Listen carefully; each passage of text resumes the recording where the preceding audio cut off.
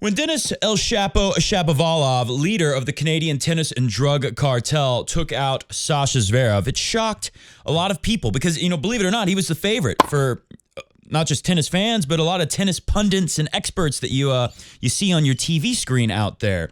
So while it was shocking to many people, it shouldn't be too shocking because take a look at this. This is from the ATP WTA Memes Instagram account. Look at this statistic. This still holds true today. Sasha Zverev at the Grand Slam tournaments is 4-15 against top 20 opponents and 0 wins and 11 losses against top 10s.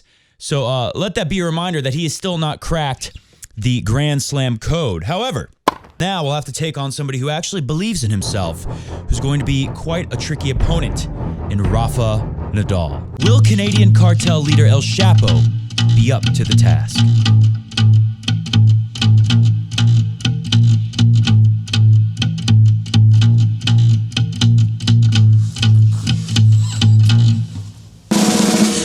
That swashbuckling millionaire with blonde hair, it's El Shapo. El Shapo. He's got the look in his eye that makes men cry, El Shapo. El Shapo. He's coming to take your break opportunities away. His slicer will cut you to pieces like a fish fillet. He'll lace you, disgrace you, he'll beat you, mistreat you, he'll ruin your Grand Slam dreams. They call him El Shapo, Canadian drug lord. They call him El Shapo, Canadian drug lord.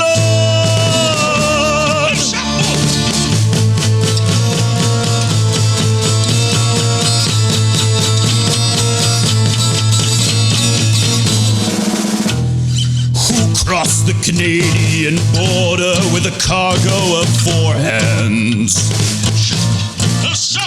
He got through Australian immigration while positive with COVID. He can break through anything. He can make that slicer swing. They call him El Shapo, Canadian drug lord. They call him El Shapo, Canadian drug lord.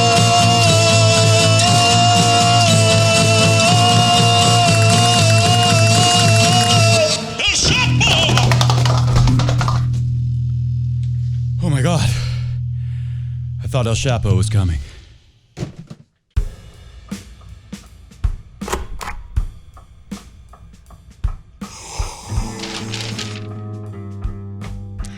The guy deserved a song for a long time. Remember, I made a rap song, but it was like a diss. It was a rap diss. It was taken on El Shapo because he made a really bad rap song. Remember that? That was some time ago. Shapo's matured a bit, and he's a pretty scary figure now. But although I honor El Shapo with the backwards cap with the millionaire blonde hair sticking out, dirty blonde, if you'll notice, I flip it around, and it is a Vamos Rafa hat because I do think Rafa Nadal will win tonight, but it is a big match, and Shapo, of course, will have a chance. He'll have a puncher's chance. Today on the show, we'll talk about why I think El Shapo will lose to Rafa Nadal. We'll talk about what happened with Medvedev and Maximus Cressy. It's a really entertaining match. Sad to see this guy go, but I think he's going to be around for a while, and Medvedev is still my favorite to win the tournament, although I think he may have a tough battle against Rafa in the final. And of course, we will talk about Sasha Zverev, the disappointment. How did it happen? How did Sasha Zverev, not too disappointing here. We're always rooting for Zverev to go down in the Grand Slams because I don't believe in the guy. It's not that I'm rooting against him. It's not that I don't like him or something. It's just that I haven't believed in him for a long time. Of course, Tsitsipas, someone to believe in. We used to believe in him more. Waned a little bit. We'll talk about him. Let's go straight to the stats, though, and then we'll look at the draw and talk about the matches going on, and we'll preview El Shapo and Rafa Nadal, of course. But first, take a look. This was the moment. Taylor Fritz, let me just say, Taylor Fritz we've made fun of a lot on this show, but he is coming around. And the biggest thing for me is, well, two things, really. One, he looks like he believes in his shots, and he's going after it more than ever. We've always seen the offensive capabilities of Taylor Fritz. He's got some pretty sweet weapons, right? But now he seems to be going for it a lot more and believing in himself a lot more. And then number two, his movement's always been a problem. He looks like, they say you can't train fast, you can't coach speed, but you can't coach height. Definitely, they haven't fixed that yet. But it looks like you can do something to make somebody faster because Taylor Fritz is moving a lot better than I've ever seen him. He came close to almost taking out Tsitsipas, but of course he didn't. Take a look. This is the moment that Taylor Fritz lost the match. This was when he gets broken towards the end of the fifth set. And he comes to the net, and I just want you to see this. Although the guy looked like he believed in himself, he doesn't believe in this volley.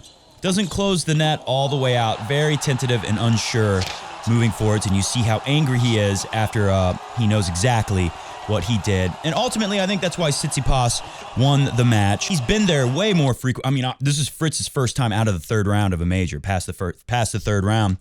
Tsitsipas obviously been there multiple times, has been in a lot of big matches. So Fritz, if he keeps playing like this, expect to see him mixing with the top levels of tennis much more frequently in the future. Anyways, take a look. Here's the moment Tsitsipas wins. And then look, this head sponsor, what are they called? This Lao Jiao liquor, I'm sure you've seen it. It's whatever the year is. I don't have it on my sheet here, 1825, something like that. Congratulations, Tsitsipas. It might as well say congratulations from the Chinese Communist government and their dictator, Xi Jinping. It might as well say that because, as it turns out, put this on the screen.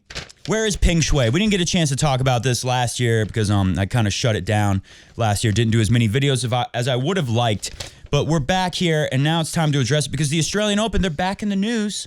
They're making people take off their Peng Shuai t-shirts because they have a big sponsor in the Chinese Communist government here. So take a listen. The Australian Open has been blasted over the Peng Shuai t-shirt controversy after it emerges Tennis Australia has a lucrative $100 million sponsorship deal with the Chinese liquor company. Look at that. So they couldn't let Djokovic in, but they can bend to the will of the human rights abusers, Chinese communist government. I gotta emphasize there.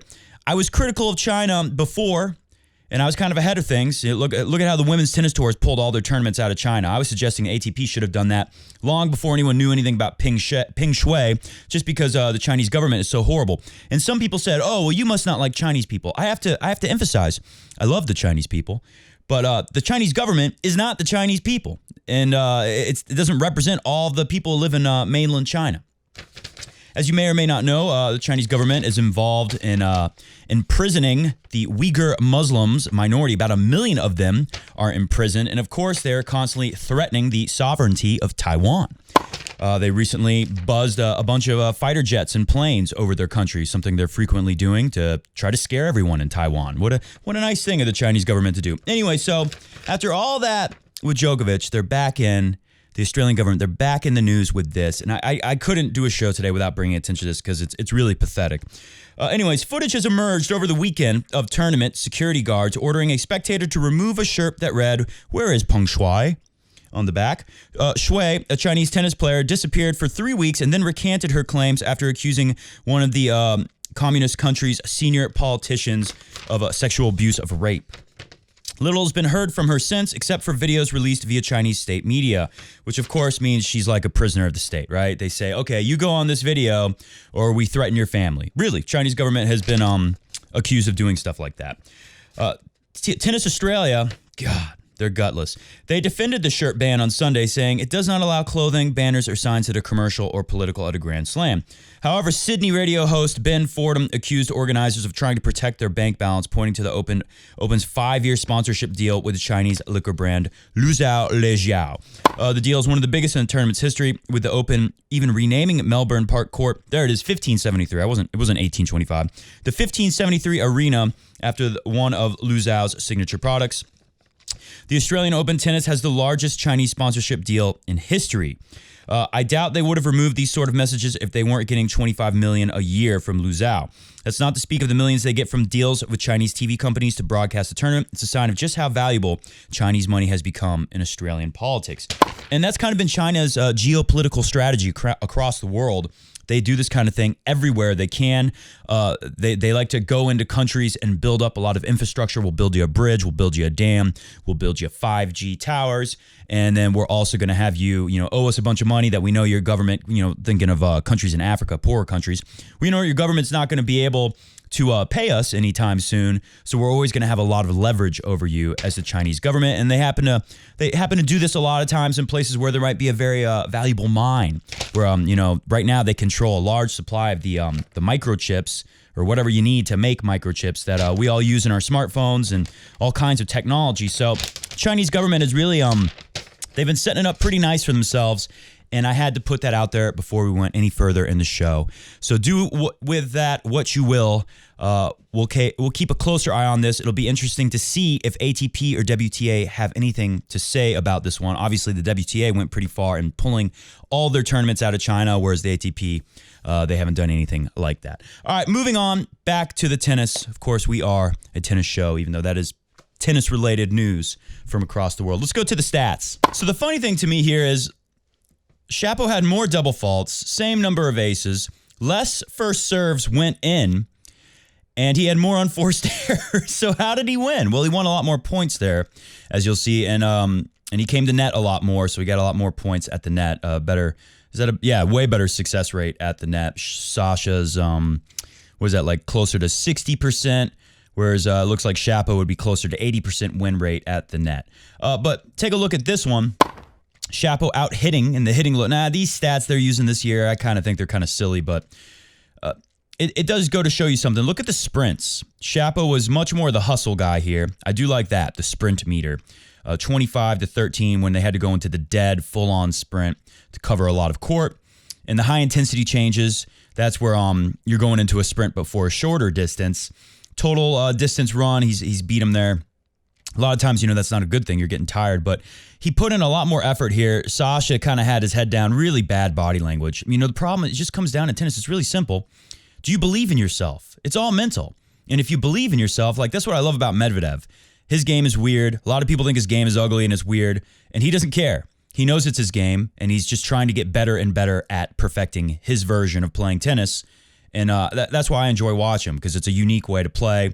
And he's pretty much the number one player in the world right now, at the Australian Open at least, because Djokovic isn't there. And you can make a case that Medvedev is on his way to becoming a better hardcourt player than Djokovic. It couldn't last forever. And I wanted to see the battle of Djokovic come back, because I wouldn't bet against him. I just want to see it. Last year, I thought Medvedev was going to make it close, and he got destroyed. It could have happened again this year. Australia, with all their fumbles and bumbles and mistakes they make out there, they've taken that away from us, unfortunately.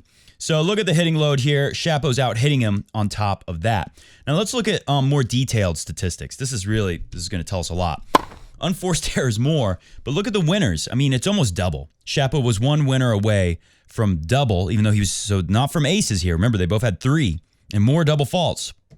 Not many more unforced errors overall, only 5, considering that he doubled the winner count. Look at the win on first serve. Less first serves in, but he's winning 8% more on first serve. And he's winning, here's the killer, double almost on second serve. You see that win on second serve number.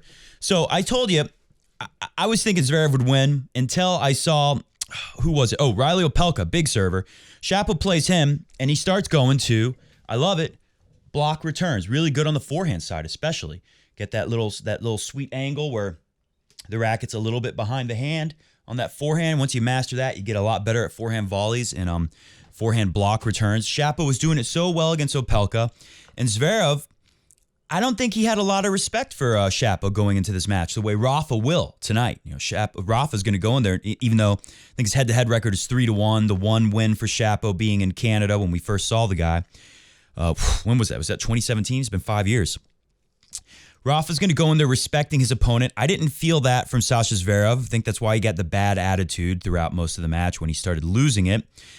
And with the block return thing, Zverev wasn't seeing all these free points off of first serve. You hit that big first serve, and you expect a lot of guys not to get it back.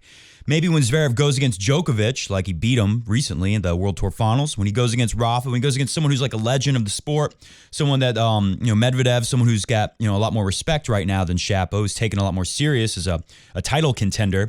Maybe then he takes it a little more seriously and he expects to see more first serves coming back. But he thought he was going to get a lot of freebies on first serve. That wasn't the case. He had to duke it out and battle it with Shapo, who's as good as anyone when he's not making, when he's not spraying unforced errors everywhere off of the ground strokes. And he just wasn't ready for it. And he got a bad attitude about it. One of the reasons why I don't really like Sasha Zverev that much because, and take a look at this. Well, I don't have a graphic for you, but afterwards, Sasha Zverev in press, I don't have the exact quote, but he basically said, like, I like that he accepted, he was accountable. He said, I didn't play good enough to win, period. Okay, that's respectable. But then he said, something along the lines of, well, I'm still making a lot of money from this. And I think it was Mats Wilander who pointed out, I've never, ever heard Djokovic, Nadal, or Federer say anything about money. Ever. They never talk about how much money they're making. I mean, once you get a certain amount of income, these guys are all set. They don't have to worry about money again.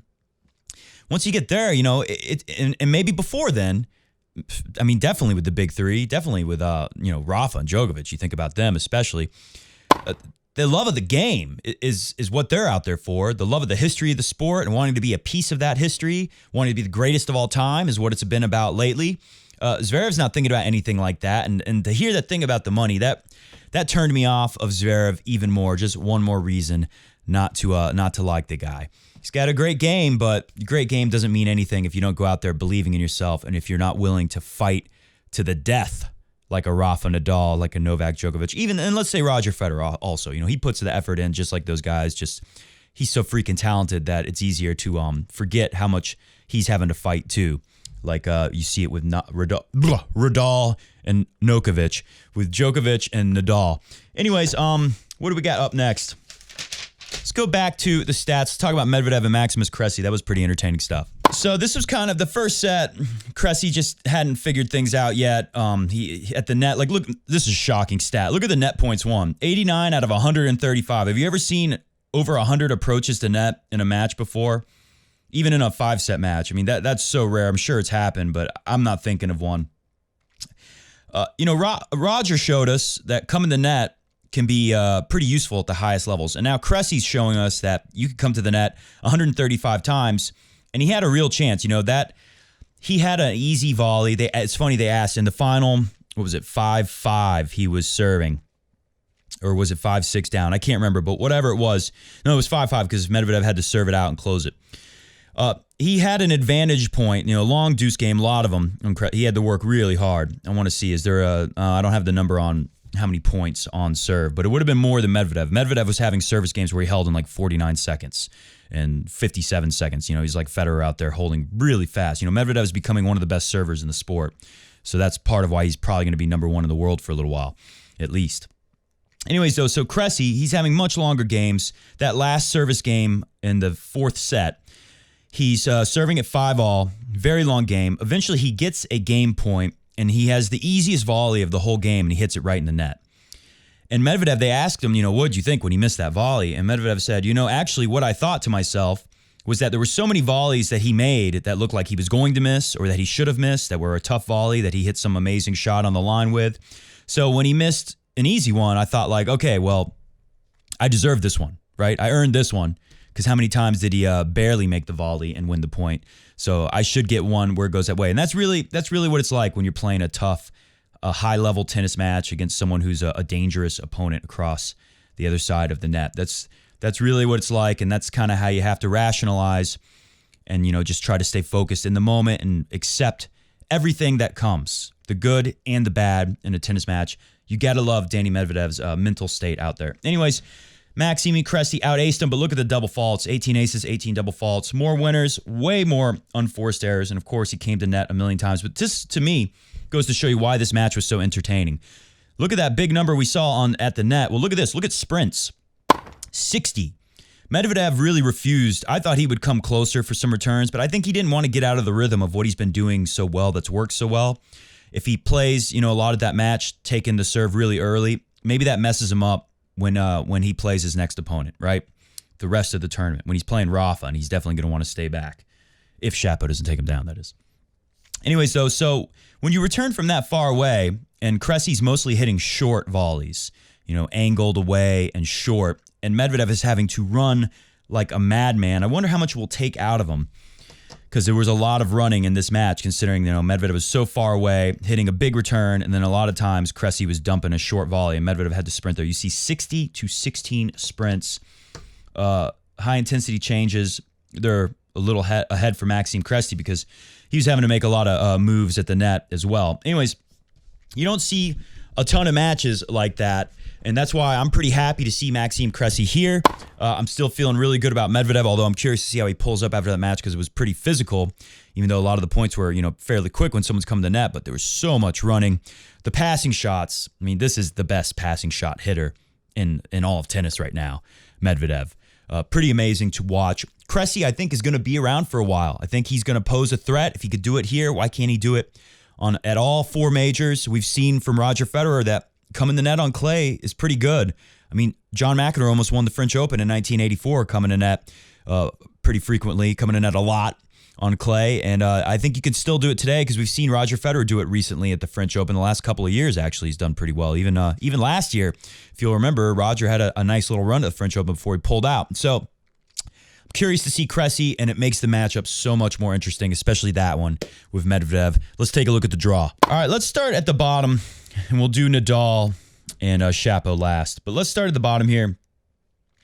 So Maximus Cressy goes down to Medvedev. He gets Felix Auger up next. Now, Rublev, I didn't get a chance to talk about that. Rublev lost to Cilic. A lot of people would have picked Rublev there. I think I did pick Rublev, but I was always pretty wary of Marin Cilic there because if you think about it, Marin Cilic, and he proved it in this match. Marin Cilic has been a guy where the confidence and the mental and the trust in his own game, belief in oneself, that kind of stuff has been an issue off and on.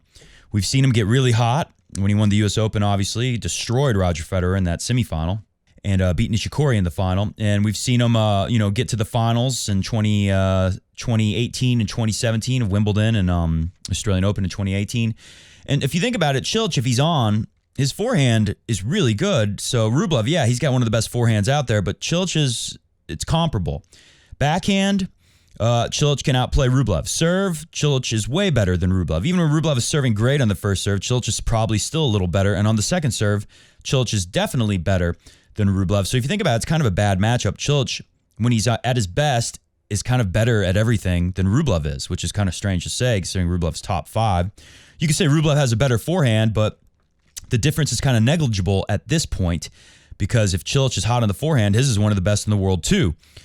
So Cilic, I thought, might have done better against Felix Auger. I picked Dan Evans to beat Felix Auger, and Felix killed him. And my problem with Felix has been kind of like with Zverev, although Zverev, I think, is more of a bad attitude than Felix, whereas Felix just gets choky and scared. Zverev, I think it goes even deeper. Anyways, we won't get into that, and it's all a theory, of course. But Felix, he's starting to turn a page here. We're seeing a lot of people playing the best tennis of their lives right now, right? Felix is doing it, right? Taylor Fritz, definitely playing the best of his life. Adrian Manarino playing some of the best tennis of his life. That tiebreak with Rafa was incredible. Rafa had to elevate his game to like the highest level to get out of that tiebreak. Manarino, and then you saw Manarino had nothing left after that. He gave it his all, and he was playing incredibly well, doing a lot of the same stuff you saw, just redirecting some of that power from Rafa to run Rafa all over and finish some points as well, just like we saw against Karatsev. Anyways, so Felix Auger, you see in the first set against Dan Evans, there were some moments, it was funny, there was some music playing. It was really loud. There was a guy sounded like me and singing in that song, go, like, there's a guy sing. I don't know what the song was. It was in the background. Dan Evans was getting really mad. And Dan Evans had break points against Felix to go up early in that, for like halfway into the first set, 3-all, 2-all, something like that. And right when like they're in the middle of a rally and Dirty Dan has got a chance, he was just slicing backhands to the Felix inside out forehand, right? He was going slice backhand cross court, down low and deep to the Felix backhand, who was running around and hitting inside-out forehands. We saw this a lot, and Felix kept missing and making unforced errors. And Dan had his chances. And in this one break point, I'm thinking in particular, like right when it looked like Dan Evans was taking control of the rally, you hear the guy going, "Ah!" And Dan Evans, turned at someone in the crowd. He's like, "Turn the fucking music off!" Dropped the F-bomb. No joke. And Felix Auger ends up winning that set, very tight, nervy, looking like what you usually expect from Felix at a Grand Slam in a big pressure moment like his record. What is he, 0-8 in finals of tournaments? And then Felix becomes Super Felix and believes in himself and blows Dan Evans off the court after that. So pretty amazing. More complete player than Marin Cilic if Felix is able to play his best and believe in himself. And he did that after dropping the first set, of course. And now he gets Medvedev. So this will be interesting. Felix has got a chance, even though Medvedev just spanked him in the ATP Cup not that long ago. I'm going to go with Medvedev in 4, however. Tsitsipas and Fritz, highly entertaining stuff. Benoit Paire and Tsitsipas, highly entertaining stuff. Roberto Bautista Agut and Taylor Fritz, incredible stuff because Taylor Fritz won that first set 6-0 in 21 minutes. I think it was 21 minutes. Maybe it was 27. 20-something minutes. 6-0. Then Bautista Agut looks like he's going to bagel Taylor Fritz. I think he went up 3-0 right away. Wins the next set. And then Taylor Fritz looks like just incredible. Going for everything. I think when he goes up in the 5th set, I want to say the 5th set, the first game, the first couple games, he breaks, he holds, and he hits 8 winners to start it off. I think it was 7 or 8 winners in a row. So Fritz was on fire, playing the best tennis of his life. Tsitsipas, it looked like he could have done it. Tsitsipas, too good, more well-rounded overall. Biggest difference for me with Fritz, he's always had weapons. He's always had beautiful strokes. The movement, it's a game changer. You need it at the highest levels. It's usually, other than mental, movement is probably the second most important factor. Demon Hour, another example, and this is why I love Jannik Sinner when he beat Zverev at the French Open recently. I wasn't surprised. I picked it, and I was overjoyed because Sinner reminds me of a young Rafa. Super calm. Well, you look at Rafa with all the nervous energy. Sinner looks even more calm. But a lot of belief in himself. And even though Demon Hour was serving first in that match, you saw Sinner serving 4-5 to stay alive, 5-6 to get into that first set tiebreak, and you saw him going down love 15, love 30. Lots of pressure. These are the scariest moments, serving 4-5 or 5-6 and going down, losing that first point. I remember a guy I played doubles with once told me in the middle of a match, he said, if we get up 30 love in a service game, there's like an 89% chance that we hold serve. And if we go down love 30, if we don't win the first 2 points, the chances of us getting broken are 100% or something. He scared the hell out of me. I don't know why he told me that. It didn't help in the moment. I think we lost that match. Anyways, it's very true. So when Sinner goes down love 15, don't think of that. But it is true, statistically, these guys, when they go down love 15 or love 30, their chances of holding serve drop significantly. I think that was a stat we shared years ago showing how when Roger Federer drops down love 30, his chances of holding are still pretty high and much higher compared to everyone else in the top 100. Interesting stat. I don't remember exactly, but it was something like that. Take my word for it. Trust me. Anyway, so Sinner, very close and tight set with Demon Hour, but all these moments where he could have blown it, he's 20 years old, just recently turned 20. He comes through, and then he runs away with it pretty easy the next 2 sets. Jannik Sinner and Tsitsipas. This is going to be good. Tsitsipas, it turns out, is recently, I don't know what his strings were before, but he switched to gut, which is a good move. I think long term, is going to make Tsitsipas a better player. He needs to go with gut in the mains, get that full, top to bottom gut in the mains. But they're saying, he went in the crosses because it's such a big change from whatever he had before. Long term, I think it's going to help him. It's going to give him a little more pop. It's going to give him even better feel at the net. And I hope he switches to the full Federer string job and gets all the gut in the mains. He's already got a really stiff Wilson racket, not as heavy as Federer's, but very stiff like Federer's and mine, coincidentally. Anyway, so I think that maybe that's one factor why Tsitsipas hasn't looked at his best, but he still looks really good. He looks like a guy who could win this tournament. I'm giving Jannik Sinner a chance to beat him, though. That's a must-see TV match. All these are. We got some great matchups. All right, let's go to the top. Monfils and Berrettini.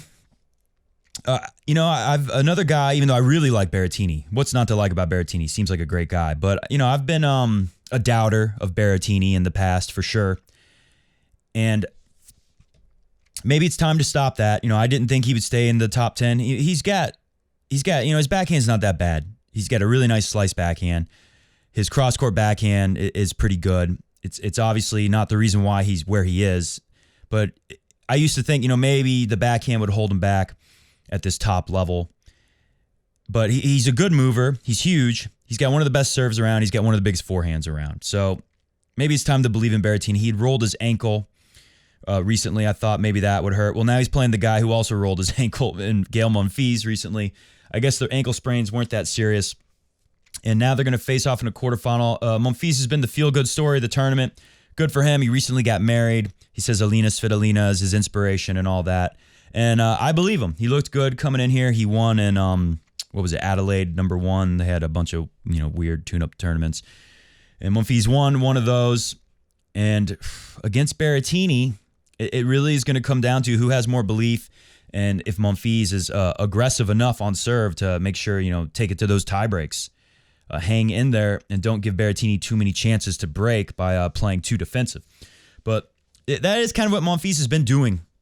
Serving really big and then playing a little defensive, rallying to wait for the other person to miss sometimes. We've seen him do that a lot, but also he steps up the offense a lot too. So you never know which Monfils you're going to get. He's going to have to really go for it against Berrettini. Another must-see TV match. I think it's going to be highly entertaining. It's tough for me to pick here, but these are two guys that I tend to pick against. I haven't had too much belief in them in the past to go all the way and win it. But Berrettini's been close already at last year's Wimbledon. So let's give Berrettini the slight edge here, but I think it's going to be a good match. Let's go Berrettini in 4 sets. And now Shapovalov and Rafa Nadal. This is what it's all about. We talked about Zverev. We've talked about the Mannarino match. So now it's going to come down to who is going to be able to pull this one off, Rafa or Shapovalov. What I think it's going to come down to is the fact that on second serve, Sasha Zverev, he really made a mess of it, right? He made a mess of himself. And Shapovalov, was able to blunt that first serve. Now, Rafa, if you think about it, his first serve, he's serving pretty aggressive. You would say Zverev has a better first serve, of course. But who backs it up better, I think, and especially on second serve? Rafa is known as, statistically, he's one of the best defenders of second serve. I don't know where he is right now in the stats, but there have been times where Rafa was winning the highest percentage of second serves on tour. And it makes a lot of sense. Rafa, he used to use his first serve almost like a second serve, and now he's a little more aggressive on that first serve, which is a plus for Rafa. We'll see, Shapo's going to block back some Rafa first serves, and that might help. But the way Rafa's been crowding the baseline when he serves and, going in the net and really bringing the offense early, that might not be as effective. We saw Zverev kind of fall back behind the baseline, go back into his old comfort zone when he gets scared out there, when he doesn't believe in himself as much. We saw him doing that a lot. I don't think Rafa's going to do that on serve. So I think that'll make him win a higher percentage of first serves against Shapo than Sasha Zverev did, believe it or not. Sounds crazy, but I think that might happen. And Rafa's definitely going to do a much better job defending the second serve. Meanwhile, with Shapo, like I said, he had more double faults. He got broken, but it was easier for him to break Zverev than it was for Zverev to break Shapo.